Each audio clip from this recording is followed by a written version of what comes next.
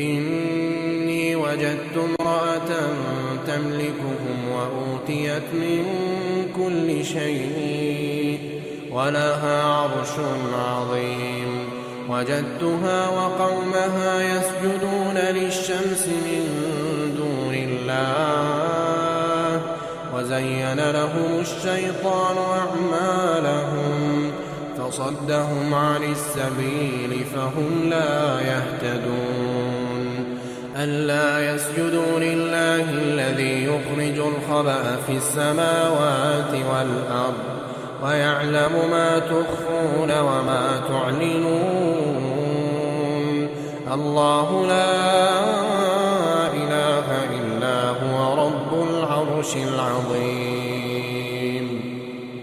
قال سننظر أصدقت أم كنت من الكاذبين